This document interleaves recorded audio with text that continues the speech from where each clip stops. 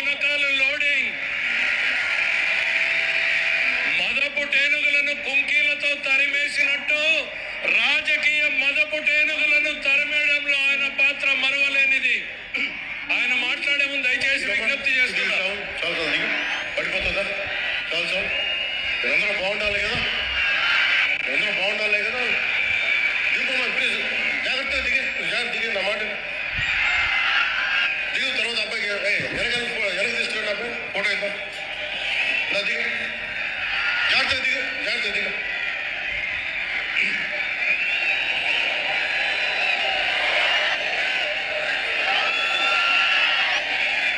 పుట్టపర్తి నారాయణాచార్యులు గారు రచించిన శివతాండవ కావ్యం పుట్టిన నేల, రచించిన నేల, తెలుగు భాష విలువలు పెంచిన నేల, ఆడినమ్మ శివుడు పాడినమ్మ బౌడు అని శివతాండవాన్ని వినిపించిన నేల. ఈ నేల ఒక పుట్టపర్తి నారాయణాచార్యులు, కవి అల్లారి రాఘవ గారు లాంటి నాటకరంగ రచయిత, నటుడు, విధాన్ విశ్వం లాంటి మహానుభావులు, గజ్జల మల్లారెడ్డి గారు లాంటి కవులు, ఇలాంటి వాళ్ళందరూ పుట్టిన నేల. ప్రతి రాయలసీమ కవులు, కళాకారులు అనేది ఋతువులు ఎన్నైనా మా రాయలసీమకి ఒకటే ఋతువు, కరువు ఋతువు. కాలాలు ఎన్నైనా మా రాయలసీమకి ఒకటే కాలం, ఎండాకాలం. దాన్ని మనం రూపుమాపే ప్రయత్నం చిత్తశుద్ధితో చేస్తోంది. పరిశ్రమలు, ఉద్యాన పంటలు, సాగునీటి ప్రాజెక్టులు మొదలైనవి చేపట్టి రాయలసీమని రతనాల సీమగా మార్చే దిశలోనే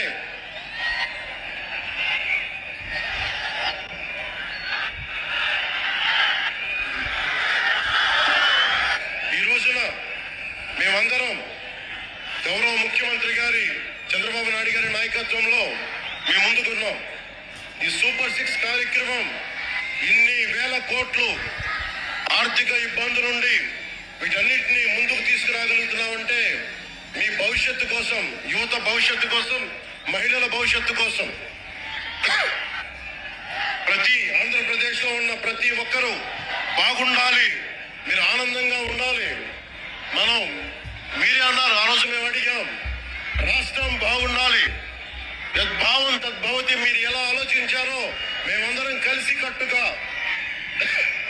కలిసికట్టుగా పార్టీలు వేరైనప్పటికీ రాష్ట్ర హితువు, రాష్ట్ర మనం శ్రేయస్సును దృష్టిలో పెట్టుకొని ఈ రోజున మీ ముందుకు వచ్చి ఇంత ఘన విజయంగా, ఇంత దిగ్విజయంతో ఈ సూపర్ 6 కార్యక్రమాన్ని మీ ముందుకు తీసుకొచ్చాం.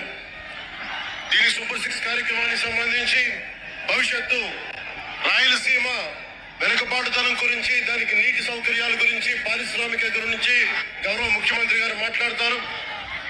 నేను మీ చెప్పదలుచుకున్నది ఒకటి, ఆరోగ్య బీమా పథకం సాకారం కాబోతుంది. ఒక్కొక్క పథకం ద్వారా ఒక్కొక్క కుటుంబానికి 25 లక్షల ఆరోగ్య బీమా వర్తిస్తుంది. అలాగే పర్యాటక రంగంలో కూడా మనకి దాదాపు 10,000 పైచిలకు పెట్టుబడులు ఆకర్షిస్తున్నాం. అలాగే పంచాయతీ రాజ్ శాఖలో కూడా పల్లె పండుగ ద్వారా 13,300 గ్రామ పంచాయతీలని గ్రామ సభ నిర్వహించి రికార్డు చేసి 2,007 కిలోమీటర్ల బీటీ రోడ్లు, 4,000 కిలోమీటర్ల సిసి రోడ్లు చేయగలిగాం. 1,50,000 నీటి కుంటలు నిర్మించి 1 TMC నీటిని వర్షాకాలం నిల్వ చేయగలిగాం. అలాగే మూగజీవాల దాహార్తి తీర్చేందుకు 15,000కు పైగా నీటి తట్లు నిర్మించాం. 22,518 మినీ గోకులాలు చేశాం. అడవి తల్లి బాట కార్యక్రమం గౌరవ ప్రధానమంత్రి శ్రీ నరేంద్ర మోదీ గారి సహకారంతో, ముఖ్యమంత్రి శ్రీ నారా చంద్రబాబు నాయుడు గారి నాయకత్వంలో కూటమి ప్రభుత్వం 1,005 కోట్లతో ప్రధానమంత్రి PM జన్మన్ పథకం, మహాత్మా గాంధీ జాతీయ ఉపాధి హామీ పథకం ద్వారా రాష్ట్ర ఉపాధి హామీ పథకం 625 గిరిజన గ్రామాలని అనుసంధానిస్తూ 1,069 కిలోమీటర్ల రోడ్ల నిర్మాణం జరుగుతుంది. గర్భిణీ స్త్రీలకి డోలీ మూతల నుంచి విముక్తి కలిగించాల లక్ష్యంతో ముందుకెళ్తున్నాం. 7,910 కోట్లతోటి జల్ జీవన్ మిషన్ కి ప్రాజెక్టులు చేపట్టాం. అటవీ విస్తారాన్ని పెంచే లక్ష్యంలో 1,000 మొక్కల నాటే కార్యక్రమానికి శ్రీకారం చుట్టాం. కర్ణాటక ప్రభుత్వానికి నుంచి సహకారంతో 4 కుంకి ఏనుగులను తీసుకొచ్చాం. అలాగే శాంతి భద్రతల పరిరక్షణ వ్యవహారంలో భేదాలు చూడకుండా ముందుకు వెళ్తామని శాసనసభ సాక్షిగా గౌరవ ముఖ్యమంత్రి శ్రీ నారా చంద్రబాబు నాయుడు గారు స్పష్టం చేశాం. నేను అదే మాట చెప్పాను. ఆ మాట కట్టుబడి ముందుకు వెళ్తున్నాం. శాంతి భద్రతలు ఎలాంటి ఆటంకం కలగకుండా ఉన్నప్పుడే రాష్ట్రంలో పెట్టుబడులు పరిశ్రమలు వచ్చి యువతకి ఉపాధి ఉద్యోగ అవకాశాలు లభిస్తాయి. ముఖ్యంగా మన రాయలసీమ యువతకి మీరు ఉపాధి అవకాశాలకు వేరే రాష్ట్రాలకు వెళ్లకుండా మన అనంతపురంలో, మన కర్నూలు, మన కడప, మన చిత్తూరు జిల్లాల్లో మొత్తం ఉపాధి అవకాశం పక్క రాష్ట్రాల నుంచి మనకు వచ్చేలాగా పారిశ్రామికరణ జరగాల దిశగా గౌరవ ముఖ్యమంత్రి నారా చంద్రబాబు నాయుడు గారు ఆధ్వర్యంలో ఆయన నాయకత్వంలో ముందుకు తీసుకెళ్తున్నాం.